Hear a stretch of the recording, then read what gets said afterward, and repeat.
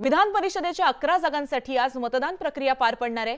11 जागांसाठी 12 उमेदवार हे रिंगणात असल्यामुळे एक मोठी चुरस आपल्याला पाहायला मिळणार आहे। तर घोडे बाजार टाळण्यासाठी आमदारांना पंचतारांकित हॉटेलमध्ये ठेवण्यात आले। तर राष्ट्रवादी काँग्रेसचे आमदार सकाळी विधान भवनाकडे रवाना झाले आहेत।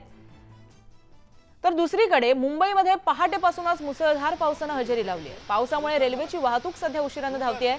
तर अंधेरी सबवेमध्ये पाणी साचल्यामुळे सबवेची वाहतूक जी आहे ती बंद ठेवण्यात आली आहे। तर मुंबईला पावसाचा फटका झालेला आहे आणि त्याच संदर्भात विमान सेवा जी आहे ती देखील विस्कळीत झाली आहे। तर आपण हे दृश्य पाहतोय, मुंबईला सकाळपासूनच मुसळधार पावसाने झोडपलेलं आहे आणि त्यामुळे पुन्हा एकदा रस्त्यांना नद्यांचं स्वरूप प्राप्त झालं आहे। विमान सेवा, रेल्वे सेवा ही पूर्णतः विस्कळीत झाली आहे। खरं तर 2 दिवस पावसाने काहीशी उसंत घेतली होती आणि तेवढ्यात आज सकाळी पुन्हा एकदा दमदार बॅटिंग जी आहे ती मुंबईमध्ये पावसाने सुरू केली। ही दृश्य आपण चेंबूर मधली पाहू शकतोय। वाहन चालकांना या पाण्यामधून वाट काढत पुढे प्रवास करावा लागतोय। त्याचबरोबर चाकरमान्यांचे सुद्धा हाल होताना दिसतात। आपण आत्ताची ही वेळ पाहू शकतोय, साधारण ऑफिसची ही वेळ असते आणि आत्ताच जोरदार पावसाने जी बॅटिंग सुरू केली आहे, या मुसळधार पावसाचा फटका कुठेतरी चाकरमान्यांच्या पुढील मार्गावरती सुद्धा होताना दिसतोय, ऑफिसकडे जाणाऱ्या मार्गावरती सुद्धा होताना दिसतोय।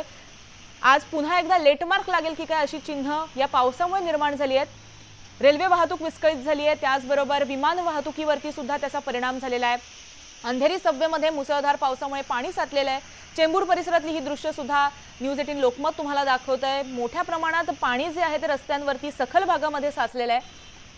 अजूनही संततधार जी आहे ती सुरूच आहे। पावसाचा जोर जरी कमी झाला असला तरी संततधार सुरू आहे आणि त्याचा परिणाम कुठेतरी या रस्त्यांवरती आपण पाहतोय। तर तिन्ही रेल्वे मार्गावरती वाहतूक जी आहे ती उशिराने धावते। मोठ्या प्रमाणात कोसळधारा कोसळताना दिसतात आणि त्याचमुळे वाहन चालवताना दृश्यमानतेवरती सुद्धा त्याचा कुठेतरी परिणाम झालेला दिसतोय। वाहन चालकांना मोठा काटेवरची कसरत करत पुढील प्रवास करावा लागतोय। मुंबईत पहाटेपासूनच पावसाचा जोर वाढला आणि त्याचा परिणाम जो आहे ती मुंबईची लाईफलाईन असणाऱ्या लोकल सेवेवरती झालेला आपण पाहिला। तिन्ही मार्गावरची सध्या जी वाहतूक आहे ती वाहतूक उशिराने धावतीये। मुंबई उपनगरात सुद्धा पावसाने हजेरी लावली आहे, त्यामुळे वांद्र्यातील काही परिसर जो आहे तो जलमय झालाय। तर मुंबई आणि उपनगरामध्ये पहाटेपासूनच मुसळधार पावसाने हजेरी लावली आहे। परेल, दादर, माहीम, माटुंगा या परिसरामध्ये मुसळधार पाऊस कोसळतोय। तर मुंबई उपनगरातही जोरदार पावसाने हजेरी लावली आहे। मुसळधार पावसामुळे मध्य रेल्वे त्याचबरोबर हार्बर मार्गावरची जी वाहतूक आहे ती 10 ते 15 मिनिटं उशिराने धावते। तर पश्चिम रेल्वेची वाहतूक देखील 5 मिनिटं उशिराने धावते आणि त्याचमुळे आपण ही गर्दी जी पाहू शकतोय मुंबई लोकलमध्ये, त्याचा परिणाम चाकरमान्यांच्या प्रवासावरती होतोय।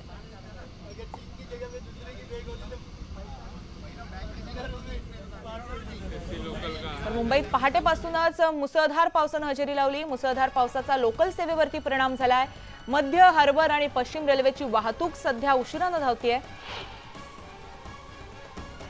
तर मुंबईच्या या मुसळधार पावसाचा फटका हा रेल्वे, विमान आणि त्याचबरोबर रस्ते वाहतुकीवरती झालेला दिसतोय। रेल्वे वाहतूक काहीशी उशिराने धावते। मध्य, हार्बर आणि पश्चिम या तिन्ही मार्गांवरती सध्या जी रेल्वेची वाहतूक आहे ती उशिराने होते आणि त्याचमुळे चाकरमान्यांची मोठ्या प्रमाणात गर्दी पाहायला मिळते। वेळेत ऑफिसमध्ये पोहोचण्याचा त्यांचा अट्टहास असतो आणि याच पार्श्वभूमीवरती या तिन्ही सेवा सध्या काही उशिराने धावतात आणि त्याचमुळे मोठ्या प्रमाणात गर्दी निर्माण झाली आहे। आपण ही दृश्य पाहतोय, अंधेरीतली ही दृश्य आहेत। अंधेरी सबवे जो आहे तो पुन्हा एकदा जलमय झालेला आहे आणि तिकडची जी संपूर्ण वाहतूक आहे ती बंद करण्यात आली आहे। एसवी रोडवरून ती वाहतूक वळवण्यात आली आहे।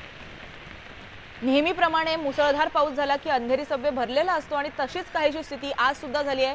सकाळीच पावसाने जोरदार बॅटिंग सुरू केली आणि त्याचा परिणाम लगेचच आपल्याला अंधेरी सबवेवरती झालेला दिसून आला।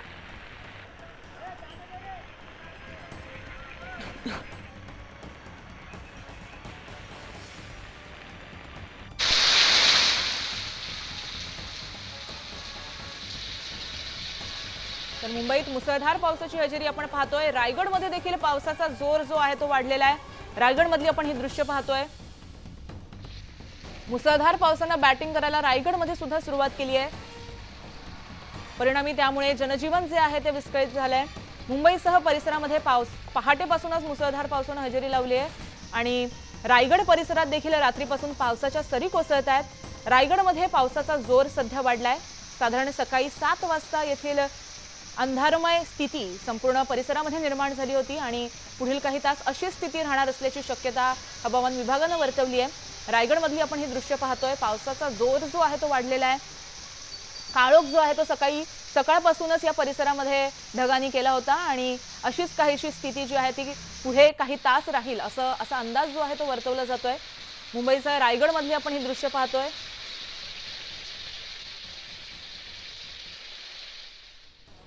राज्यात पाऊस पुन्हा सुरू होण्याची शक्यता वर्तवली गेली आहे। आज कोकणातील ठाणे, रायगड, रत्नागिरी तसंच पुणे, सातारा जिल्ह्यांच्या घाटमाथ्यावर जोरदार पावसाचा ऑरेंज अलर्ट देण्यात आलाय। तर पालघर, मुंबई, सिंधुदुर्ग आणि नाशिक, कोल्हापूर या जिल्ह्यांच्या घाटमाथ्यावरती तुरळक ठिकाणी जोरदार पावसाचा येलो अलर्ट जारी करण्यात आलाय। पूर्व विदर्भामध्ये विजांसह पावसाची उर्वरित ढगाळ हवामानासह राज्यात हलक्या ते मध्यम सरींची शक्यता वर्तवली गेली आहे।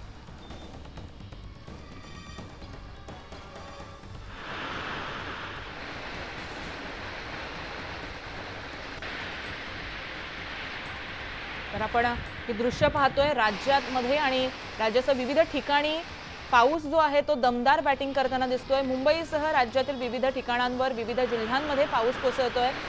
ठाणे, कोकण, रत्नागिरी, पुण्याला ऑरेंज अलर्ट जारी करण्यात आलाय। विदर्भात हलक्या आणि मध्यम सरींची शक्यता वर्तवण्यात आली आहे। तर मुंबईला आज येलो अलर्ट जारी करण्यात आलाय। त्यामुळे रस्त्यांना नद्यांचं स्वरूप प्राप्त झालंय। काहीशी वाहतूक जी आहे ती सुद्धा विस्कळीत झाली आहे।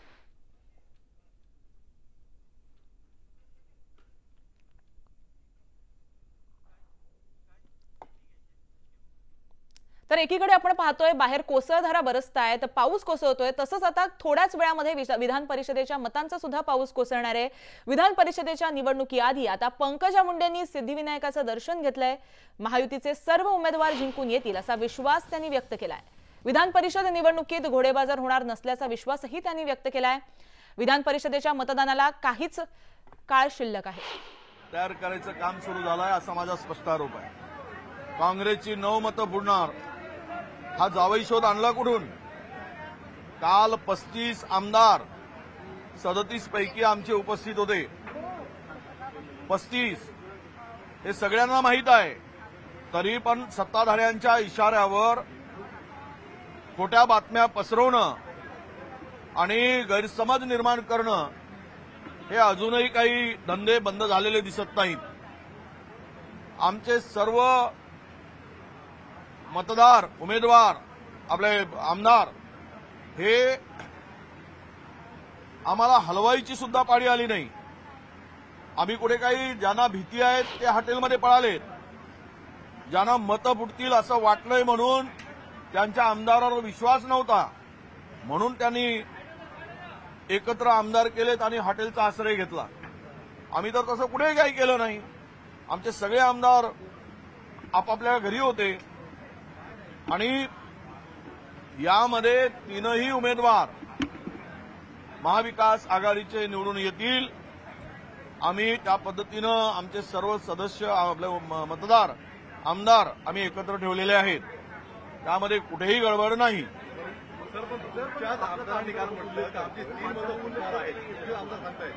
त्यामध्ये त्यांना काही गैरसमज झाला असेल। त्यातले जे आमदाराचे टोपीवाले म्हणाले ते आमच्याबरोबर सोबत होते काल बैठकीला। त्यांना देशात, राज्यातलं चित्र बदललेलं आहे। आम्ही 31 जागा जिंकल्या आहेत। त्यामुळं जनतेचा कौल कोणत्या बाजूला आहे त्यांना कळतं।